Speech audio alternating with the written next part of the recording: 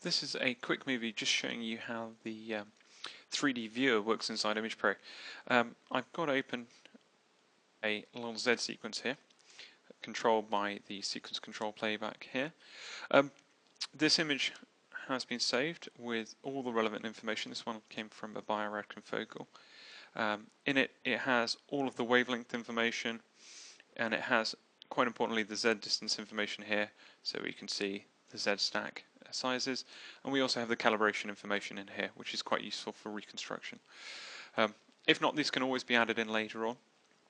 But to use the 3D viewer, we're going to go to Measure, 3D Viewer, which opens up a little dialog box here. Automatically when it opens up, it tells us that the image is 512 by 512 by 61 images in Z, and it tells us from the header information of the file that it knows the X, Y, and Z spacing and the X, Y, and the Z spacing. The next option here is subsampling. We have quite a lot of data here, and some computers won't be able to handle it. So if you press Auto, it'll subsample. When we load that into 3D, that may appear to be quite blocky. Effectively, we're reducing the resolution here 8 times. So sometimes, if it's 8 by 8 by 8, you're probably best to divide whatever number it gives you above 1 by 4. So 8 would be 2 by 2, and don't worry about 1, and that'll probably be fine. So then, as soon as I press OK, I'm loaded into 3D, and you can see I can just use my mouse to drive this dialog around my X, Y, and Z. I've got a few controls at the top. I can put maximum intensity projection on. I can have it as an orthogonal projection or not.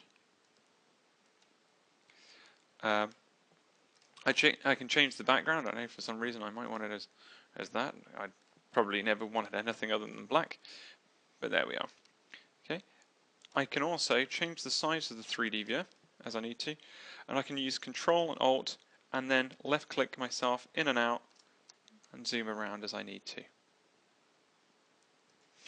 If I wanted to just take a picture of this in 3D so I can put it into a report, I can just go Copy and then go Edit, Paste New, and there is the 3D picture, which I can just save as a JPEG or anything else.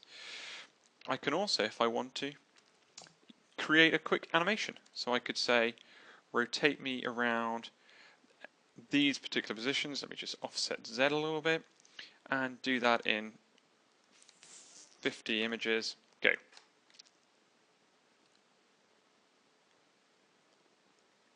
Okay.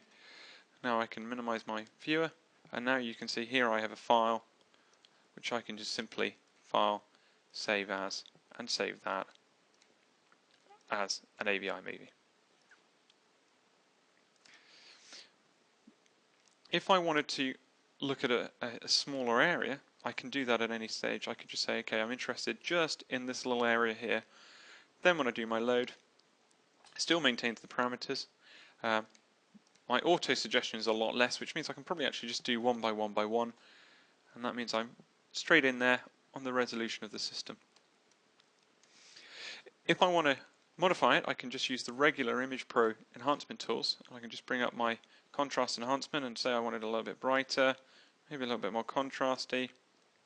I can control that as I would do normally. This is the basic viewer that is included inside Image Pro. Obviously we have 3D Constructor, which is a plugin which would allow you to say measure these objects, see how round they are and how far they are apart. I hope that's been of help. If you need any more, please contact your local dealer or your local sales office. Thanks.